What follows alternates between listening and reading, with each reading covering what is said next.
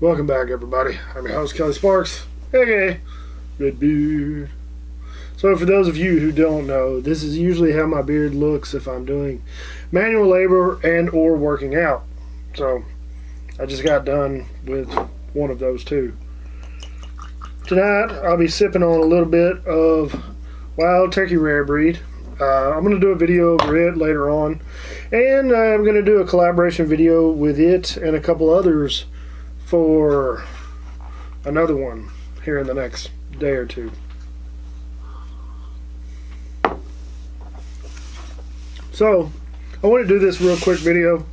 It's probably not going to be real quick, but recently, within the last day or so, someone commented on my history in whiskey and advice for beginners Q&A, and it was Baghdaddy09. He asked, what are your top 2 or 3 letdowns in bourbon? Then he said, big releases that just sucked. So I probably have more than 2 or 3, and this list could just keep going on and on and on. But the ones that come to mind, come here, girl, come on, come here, don't whine. You can't whine if you're not going to join the party. So the ones that let me down the most, and I'm just pulling stuff off the top of my head. I went back and I looked at some old videos from over the last year or so, and the ones that were disappointing to me the most, and they're really in no particular order. The first one that came to my mind was Crown Royal Texas Mesquite. That was awful, and it tasted like they took some of their youngest, trashiest blends and mixed it with liquid smoke. That's exactly what it tasted like. It wasn't good. It was not enjoyable to drink. In fact, I think I still got the bottle of it. Yep, right there, sitting there right behind me. Come here. So as far as Canadian whiskeys go, Crown Royal Texas Mesquite would have to be the biggest flop in my opinion. I think it's crappy that they put Texas and our name on that bottle, and it's crap. So Canadians, do better than that.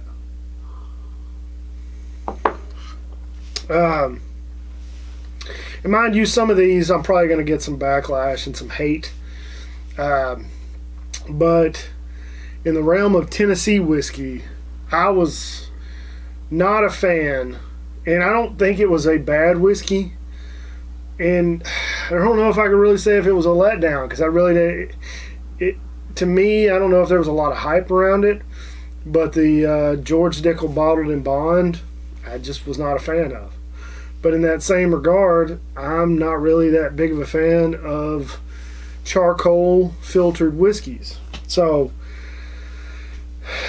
it was a 13-year-old bottled in bond for $40 to $45, which is a hell of a deal. And if you're a fan of George Dickel, that would probably be one of the best ones you've ever had. Me personally, I was expecting a little more flavor from a 13-year-old bourbon or whiskey, but it is probably just that charcoal filtering process that it takes all the character out of it. I mean, at least in my opinion, it does. All right. So George Dickel Bottled in Bond, it was, in my opinion, it was a letdown for me because of the lack of flavor that I got from it personally, for having such a nice age statement and a higher proof. Kind of a letdown. The next one came from Jim Beam, and I think I did notice a couple other whiskey tubers out there commented on this one. Legent, the mashup with Jim Beam and one of the head blenders for the Beam Suntory, whoever it is that works for Beam Suntory. I don't remember his name, but I did buy a bottle. Thoroughly unimpressed with it. It was about $45. Really cool bottle. I mean, packaging was on point. I thought that was cool. But the presentation, the juice itself, just a little on the bland side. Didn't care for it too much. So Jim Beam Legent was another one that I didn't care for.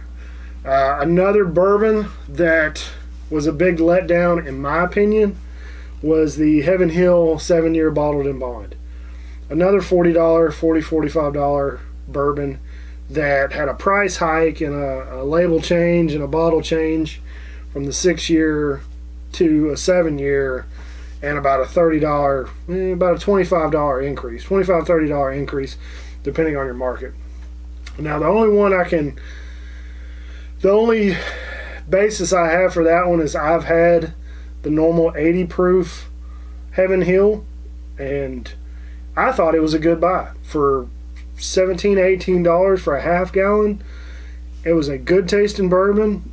The price was right. It was a lot of juice for a little bit of money, and for them to add 1 year to it, and even the 6-year bottled in bond, I think, was about a $20 bottle for a fifth.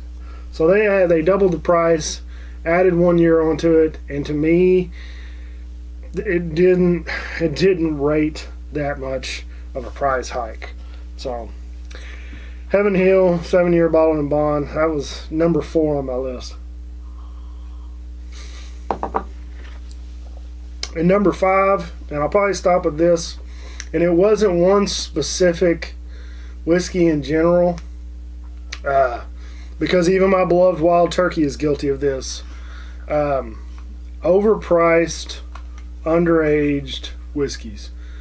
And whenever I say that, I mean the triple-digit price for a single-digit age statement. I noticed the Wild Turkey Cornerstone Rye is an 8-year-old rye, and it was $150-$160. Oh, there's your bunny. The Parker's Heritage was an 8-year-old rye in a heavy char barrel, and it was $150-$160. Peerless Bourbon, that's another one. Or even Peerless Rye, that's one that was a lackluster. That's another lackluster whiskey. So there's a good rye right there that would I could add to that list. Peerless Rye, 2 or 3 year old rye for $120. No thank you. So we'll just add Peerless Rye to that. It wasn't, I don't want to say that the taste wasn't lackluster. It was a good tasting rye, but for 2 years old and $120, no ma'am, not going to do it. So the last one could be a video all its own, but those are my top 5. We'll say that. Over the last year and a half plus, Crown Royal Texas Mesquite, George Dickel bottled in bond, and these are all American whiskeys. I think Peerless is American. No, Crown Royal's not American. Son of a. Anyway, so Crown Royal Texas Mesquite, George Dickel bottled in bond, 13-year. Jim Beam Legent, Heaven Hill bottled in bond, 7-year. And I'll just go ahead and just say Peerless Rye, 2-year rye. Yeah, those are my biggest disappointments. If I really thought about it, put pen to paper, I could probably find some better ones in there. But that's what came to mind. So that's what you're getting today. That's my thoughts. That's my opinions. And this is probably my go-to. Well, it is my go-to. So I went and bought it to drink on it. But that's all I got. Those are my top, we'll say 5 disappointing releases. I didn't really get to spend a whole lot of money on high-end stuff this year. Actually, I could probably add a 6 to it. The Elijah Craig 23 year. I was a little disappointed after I really got into it. So we'll say 7. See, I told y'all, if I could just sit down and just put pen to paper to it, I could have probably made a better video. So Elijah Craig 23 year for $250, $260, and I understand the price for it. You got to pay for the rent somehow, but for a single barrel 23-year-old bourbon, I mean, it was unimpressive to say the least, and I think my opinion of it has changed since I've owned the bottle. When I first cracked it, the first few sips that I took off of it, I thought it was great. Towards the middle of the bottle, I was like, whenever I put it up in a blind or in an actual tasting against other bourbons of its same lineage, it was a little understated. And then later on, I was just like, man, it's good, but it's not $260 good. I understand you got to pay for the rent, but at the same time, I mean, maybe a little bit higher proof would have helped. You probably wouldn't have got the same amount of bottles out of that barrel, but still, I don't know. That's another one. So 7, my top 7, and like I said, I could probably keep going because I'll sit here and think of more, but those are the first 7 that come to mind. Yeah, so this will be top 7. Top 7 disappointments in whiskey. There's more out there. I just can't think of them right now. I always like to do my videos with minimal script and just sit down and do it and coming all out of my head. I think they're a little more. It basically feels like you're sitting across the table from me and not like I'm preaching at you. So anyway, that's all I got. Don't forget, check the description below. Check out the applaud button down there if you want to show a little extra support for like $2. You can applaud. I don't even know how it works. I just started it. This is the second video it's been on. Also down there in the description is links to all the ways you can help out with Teespring, Tattered Beans. That website is being remodeled because apparently, sad story, the guy who first built the website passed away, and then they hired someone else to work on it. That guy broke it, and now they're in the process of rebuilding it completely. So hopefully they'll get that done soon. It's really good coffee, and it's a good. I mean, there's a good premise behind it. You support me by buying a bag of coffee. Also, Teespring, Patreon, Kelly Redbeard Sparks. Check that out. All the links are down there. Check out the Bearded Idiots. Like always, be safe. Don't drink and drive. Drink some whiskey. Share with your friends and family. Have a good night, and we'll see you next time.